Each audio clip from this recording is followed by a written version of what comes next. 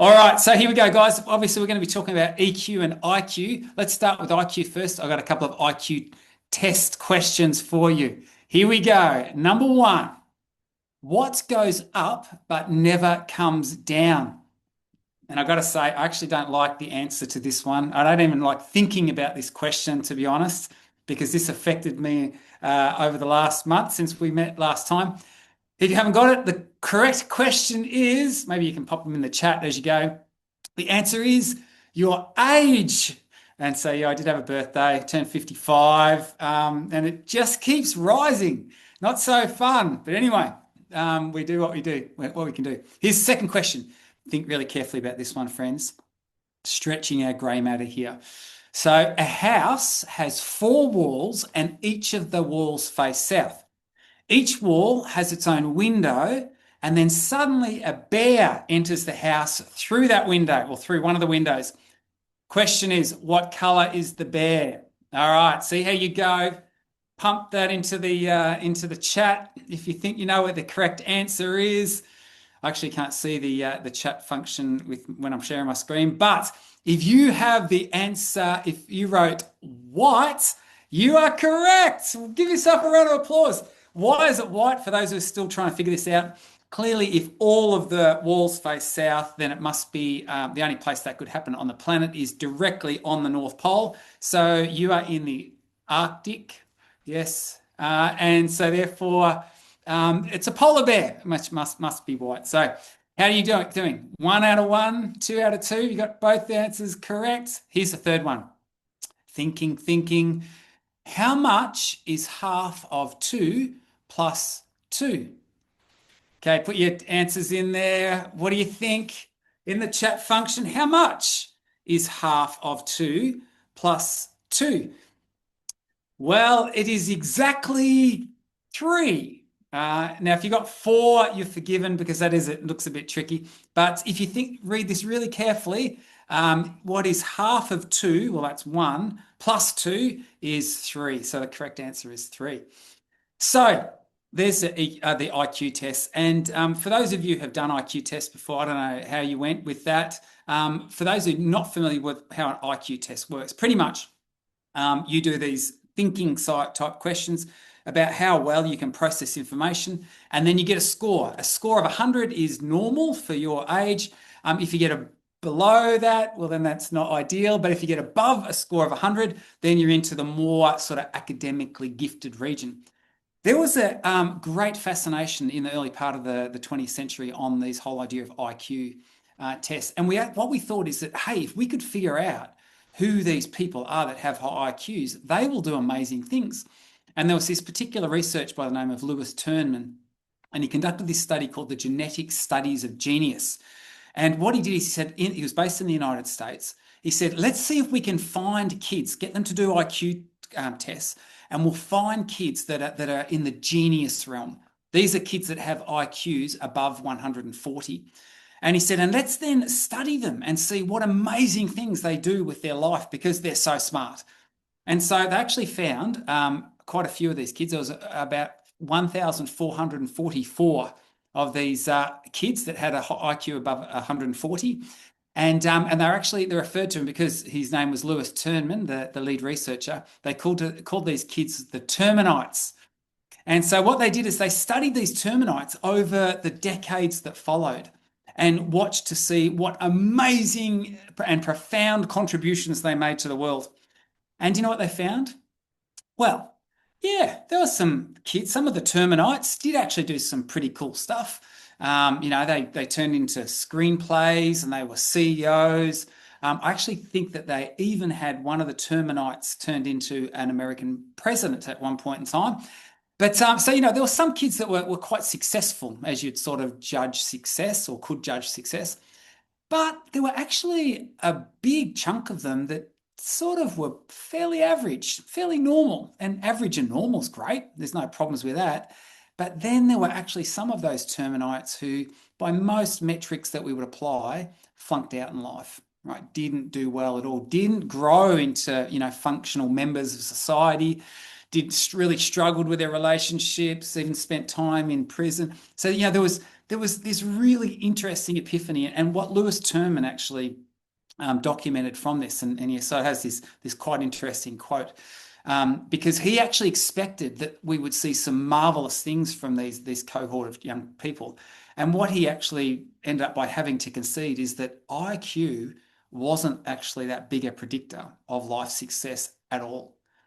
And isn't this interesting? And it actually took decades after before we started to do more and more experiments and try and figure out, well, if IQ isn't everything and the most important thing, well, what is? And it was actually really quirky little studies that revealed really the pathways to what constitutes a successful life. It was studies like this, and I know that many of you will be familiar with this. This is the famous marshmallow study. This is where they would get a kid in a room and they'd sit them down and say, hey, here's a marshmallow. You can have that marshmallow. It's yours. And the kid's like, oh, wide eyes. And they'd say, so you can eat that right now if you like, but I've just got to duck out of the room for the moment. If when I come back, that marshmallow's still there, I'll give you another one. So you'll actually have two marshmallows. And then they would leave these kids to their own devices and they'd walk out of the room, they'd have one-way glass and they'd watch what the kid did. And it's quite interesting. You can actually get on YouTube, I think, and find the footage of this. There's kids that would, or some kids, we all guess exactly what happened. It'd be like, dum, gone ski. Like it was as quick as that marshmallow evaporated. But some of the kids would do things like, oh, I just won't look at it. And you'd see some of these cute little kids, they've got their hands over their eyes and they keep parting their fingers just to make sure it's still there. There were kids that turned their chairs around and would sing songs, but then keep glancing back just to make sure that nothing had changed. Anyway, if the kid could hold out till the researcher came back, they'd give them another one. And what they found is that the kids that could do well in this marshmallow test were actually did very, were set up for success later in life. And we can see how this worked because essentially these kids were pretty good at delaying gratification, which is a skill you can learn, by the way. And what that meant is that when they got their first paycheck, they didn't go and splurge it on whatever, which actually I feel a bit ashamed to admit this. I remember after 6 years of university, I got my first ever full-time job, and with my first paycheck, my eyes lit up and I bought a brand new surfboard and I put a heavy down payment on a mountain bike. And then it was only after doing that and feeling really excited that I realized that I needed to eat for the next 2 weeks as well, so anyway, that was a good educational experience for me. But this whole ability to be able to delay gratification, to be able to manage in my emotions and sort of resist doing what I want to do because I know that, hey, in the long term, that's probably not ideal and there could be better benefits if I can delay that. This was a simple test, and yet it was actually a better predictor of life success than an IQ test. Isn't this intriguing? And then the researchers started to notice this as well, and there's this great little story, and this was actually documented in Daniel Goleman, who wrote a book called Emotional Intelligence: Why It Matters More Than EQ. Why EQ matters more than IQ. And he tells this story in this book. He said they were watching kids in a playground, and there was this little kid called Timmy, and he was watching, and there was another kid that came down the slide and fell off and then injured themselves and hurt their arm, and they start holding their arm and they're crying. And little Timmy instantly tunes into these cries and races over and starts trying to console this kid. And the kid won't be consoled because it's hurting. So then little Timmy looks around and he runs over to the toy box and grabs a toy and brings that over for the other kid and tries to distract the child with his toy. And the child doesn't want a bar of the toy and keeps crying. And so then little Timmy, once again, looking around, runs over and grabs the hand of one of the leaders and draws them over to the kids so that they can be involved in this comforting process. What Timmy was displaying is this great ability to be able to actually see people, right? And to empathize, that beautiful word, empathize with others. And when they followed Timmy up through the course of his life, Timmy's the class president. No, unremarkably at school.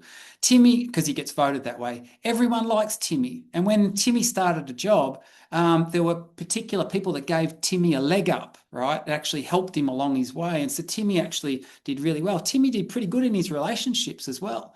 And so you have this really interesting scenario where this ability to demonstrate empathy towards other people to see other people was actually this huge predictor of how well people would do in their life. And so Daniel Goleman, in that book, he actually made this argument that your IQ probably contributes about 20% to your overall life success. Right? That's encouraging to know for someone like me. That, you know what, your IQ, and yet we place so much emphasis on this, and particularly in school land, it's all about IQ and, how you go in your exams and what your scores are. And the truth be told that, yeah, it's great. If you can do well in those things, that'll be helpful. And that could open some doors for you, but it's not the be all and end all. It's this other thing, this emotional intelligence. And so there's been a lot of work done in this space, and sometimes in schools it's referred to as social and emotional learning. But essentially this thing called emotional intelligence, what it's about is how we deal with ourselves, how aware we are of how we're feeling and our ability to manage that. And in the LIFT project, we spend a lot of time talking about these sort of self-care skills, managing our emotional state. But then there's this other aspect of how we relate to other people. It's how we see other people, and how this is where the truly gifted people are in emotional intelligence, where they can actually see someone and then actually come alongside them and help manage their emotions and how they feel. And so I think this is a really encouraging message, and I'd love for more young people to hear about this, but maybe it's good for even us more mature people as well to recognize that, there's so much benefit to growing, and we can, emotional intelligence. And so I want to share with you 2 tips that when my kids were growing up, I used to say this to them all the time. And here are 2 tips that I think relate to emotional intelligence, but they really can help set us up well to do well in life. And so here's the first tip. And I used to tell this to my kids all the time. I'd say, kids, if you want to be liked, make other people feel good about themselves, right? Because people like people who make them feel good about themselves. And I'd say, and I'd even get you to reflect on it now. You think about people that you warm to, that you like. It's people that make you feel good about yourself in some way, and because it's feelings that connect us. We're actually connected by feelings. And so, simple things. And, once again, in the LIFT project, lesson 1, I talk about just offering compliments to other people. People like to hear that. People feel good about you when they hear things like that. And so I've always tried to encourage my kids to, be good at looking for the good in other people and offering compliments that make them feel good about themselves. So that's the tip 1 that I always share with my kids. And the other one is this. And I think that, once again, this is such a simple skill that can be learned that can make a profound difference. And that is that if you want to do well in life, and if you want people to warm to you, well, then just show genuine interest in other people. And I share a couple of stories just the other day when I was talking to a school group. I was saying that I went skiing, and it feels like that weather today here, but I went skiing a couple of years ago, and I got on a lift. And as we were hopping on the lift, I was sort of trying to get the last couple of runs for the day. My family had already gone back to the car, and so I'm doing this last run, and I jump on as a single, and there were a couple of other people sitting beside me on this lift. And anyway, start going up, and it was a bit windy, and you got your balaclava over your head. And then this young kid beside me, he says, "How are you, sir?" And I went, "Oh," and I turned, and I'm a bit surprised because everyone was sort of just sitting there quietly. And I said, "Oh, I'm well, how are you?" And he said, "I'm really good. Thanks for asking." And then he started to say, "So tell me, how long have you been here? Are you doing multiple days here?"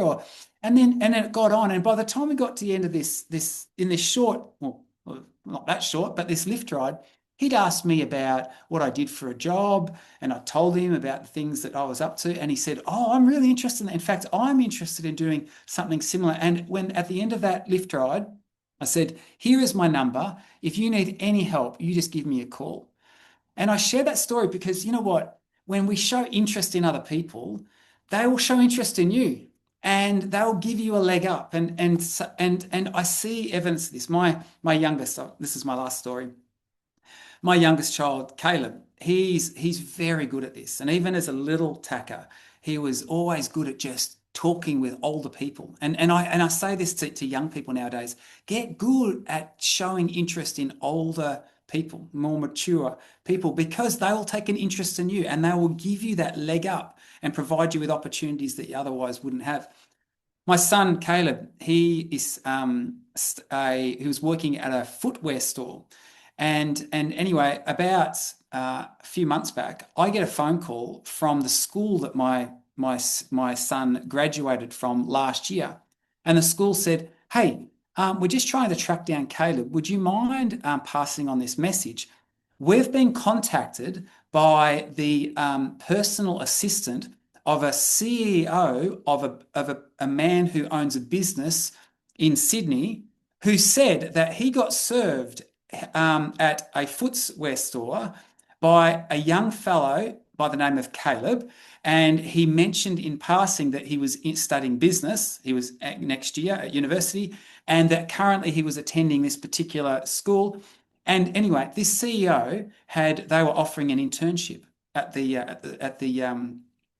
organisation, and he'd said to his PA, "Oh, I remember there was this kid that was asking me lots of questions, and he was good at talking with other people, and I want you to track down where he went to school, find out who he is, and tell him that I want him to apply for this internship." This is crazy, isn't it? But what it speaks to is that when we show genuine interest in other people, when we're curious, right, and we can learn this skill at actually stepping up and actually just asking people questions, then it goes it goes a long way, and it can actually provide an open doors for us that we otherwise wouldn't have available to us.